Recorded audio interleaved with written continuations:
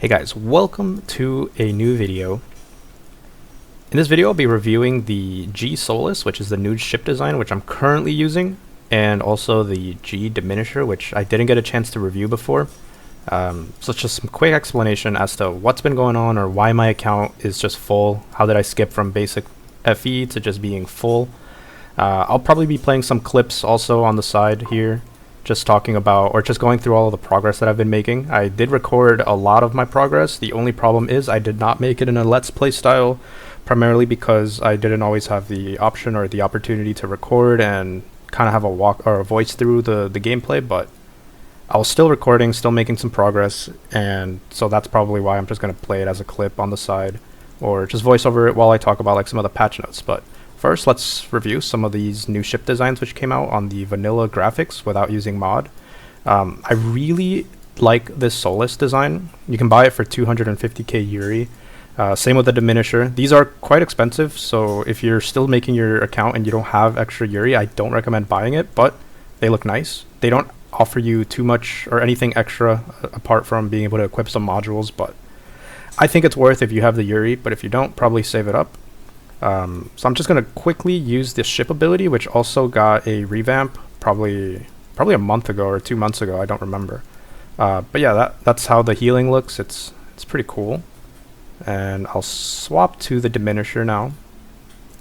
I really like the Diminisher, although my only thought about it is that it just seems big in comparison to other ships. Like, for example, this Viper ship that's sitting next to me, I feel like...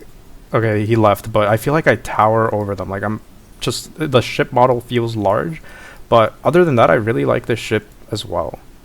Just gonna switch back to the G Solus, talking about some of the progress that I've made.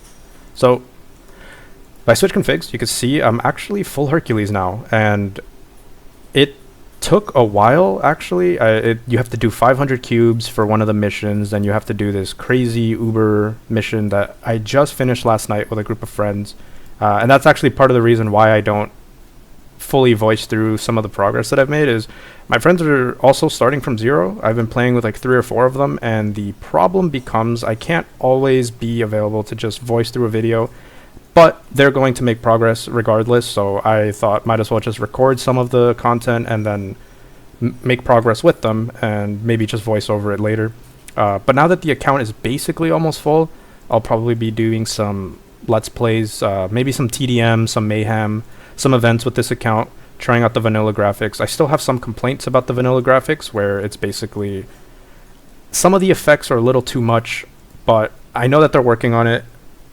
I think it's almost playable for PvP. It's very good for PvE. I don't have any complaints when I'm just farming, doing gates. The gates actually look quite nice. The only real concern that I do have is some of the effects. Like, for example, I'm going to use this insta-shield. It feels too busy. Like, when you're in a fight and you're fighting a bunch of people and you see these insta-shields go off, it might feel a little too much. And the EMPs, I actually like the EMPs. These are nice. The effect is awesome. The smart bomb is also pretty good. I like it. The other complaint I had is probably the high tech. Oh, there's no name to it, but it gives you shields, and sometimes this looks like an insta shield if you're used to playing on modded versions, which can be sometimes confusing. The repair bot, I really like the repair bot. It's nice. It's not too busy. The other one that I don't really like too much is the heal HP by 10% laser cost. It does feel busy, especially when there's a lot of ships. Maybe that can be a little more transparent.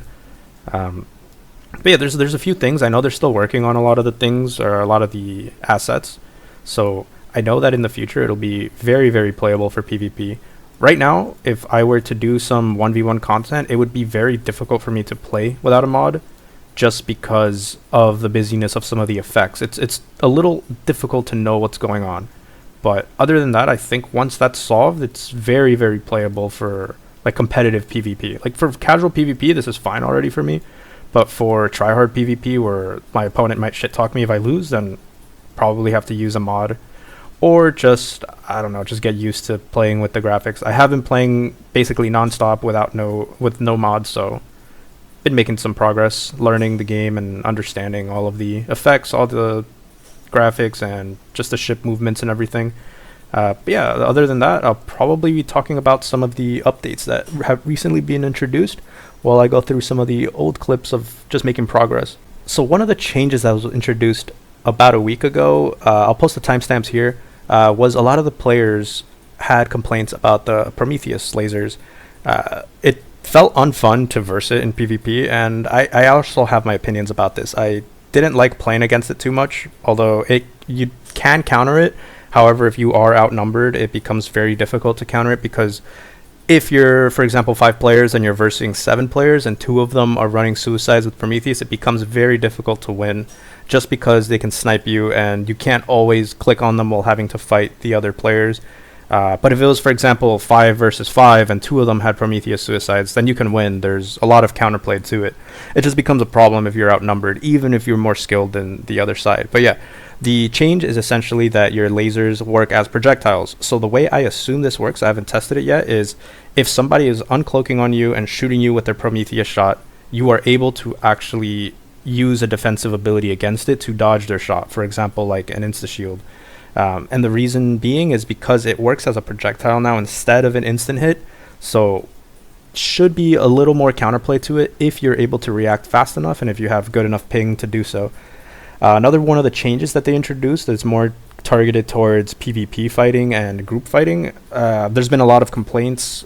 Some people like it, some people don't. I have a bunch of friends that actually don't like this update. I feel neutral about it, but it's essentially repairing on spot, repairing on portal has been increased, the time to actually do it, the cooldown. And I believe the way this is working is every time you spawn, it'll give you another cooldown, which is twice the effect. Or for example, if you spawn once, 5 seconds. Second time you spawn, it's going to be 10 seconds, and so on. This helps in terms of fighting. Sometimes it becomes unfair to, let's say, do a 3v3 in a map like 4-1. You're fighting the opponent, you maybe kill 2 of them, but then they spawn, and then they instantly start regenning their shields. They come back, and then they just kill you. Which technically is okay, because then you can do the same thing, but then it just turns into a game of whoever spawns. Basically, you just keep spawning and killing each other, and then at some point, some group loses, and then you just spawn camp them at the portal or at the spot until they give up and they decide to repair and base. But it can feel a little overwhelming when it is a mass fight. Let's say anything above 7 versus 7, and there's a bunch of people just spawning. It becomes very difficult to actually win the fight. I've noticed this a lot more when it's uneven numbers, for example, 5 versus 6, 5 versus 7. If, for example, if it was like TDM style, once you die, you're out, 5 versus 7, if you are more skilled than the opponents, you can win that 5 versus 7. But with this spawning on port, it's impossible to win, because they will come back, they'll have a full config repaired while you can't recharge your shields. Because if you, for example, even if it's like a 1 versus 1, if you just 1 versus 1 someone in 4-1, you're able to destroy them, and then they spawn on the port, you can't rep your shields before they can, and the problem becomes is they'll have half a config and maybe full HP already by the time that they hit you, and you still haven't been able to repair shields. You can counter it by being near the port or near their spawn point and just kill them as soon as they spawn. But if you're unable to do that, they can just come, and there's just no counterplay to it. And I think the last update, it's really just a feature, is the repair window now displays repair cooldown on the portal and spot options. I believe some mods have already been adapted to show this setting, but on the vanilla setting, I believe that it's basically if you die. I'm just going to show a quick clip of me dying. Essentially, if you die, you're able to see the respawn timers on the death screen. And that can be useful because without knowing, you're kind of just waiting there and seeing like, when can I actually spawn? But now you're able to actually just see. And one of the last major updates was the Space Aces just concluded their second, I believe, oh no, it might be their third actually, JPA test run. The first one was done on the test server. I believe that players could sign up and they can have their account enabled on the test server, and they can participate and test it out. There's a few bugs and issues with some players not being able to connect, or some players getting stuck. I actually wasn't able to participate in that one, and from what I heard, some players said it went smoothly, some had some issues. Then there was the second to last test run that they did.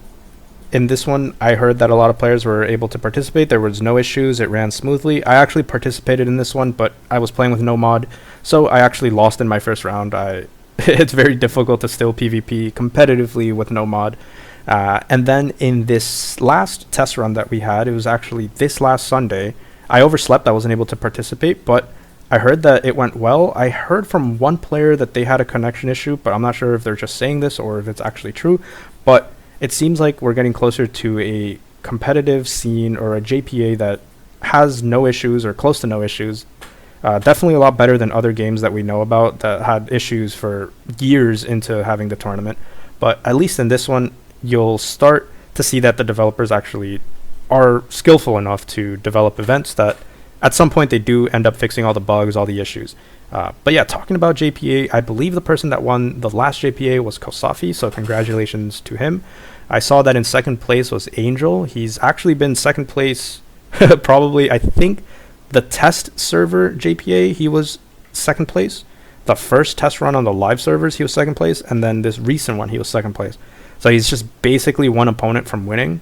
I believe the first test run, somebody from Uno won. I forgot their username, but yeah, the second one, Kosafi won. And you've received this new title called Alpha Jackpot Winner. I'm assuming it stands for Alpha, like alpha testing. The title's pretty cool. He did post a screenshot. I might be able to fetch it from somewhere and just show what it looks like. But yeah, it's looking nice. And hopefully these next few jackpot arenas are they're gonna run smoothly, and they're actually gonna be for real money. So if you don't have an account, probably make one, and you can win up to, I believe it's 500 euros. I'm not sure if they'll increase the threshold later, but there are some missions that you can do weekly, and I believe if I'm not mistaken, in about a month and a half to 2 months, you can have the full 500 euros. Maybe it's even a month. I haven't really looked into the missions too much, but it's basically some PvP missions, deal PvP damage, stay in X map for this amount of time.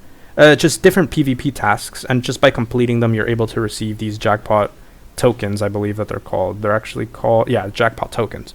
You can collect up to 500 of them, and then if you win the jackpot arena, you receive a title, and you receive the money, which is pretty cool.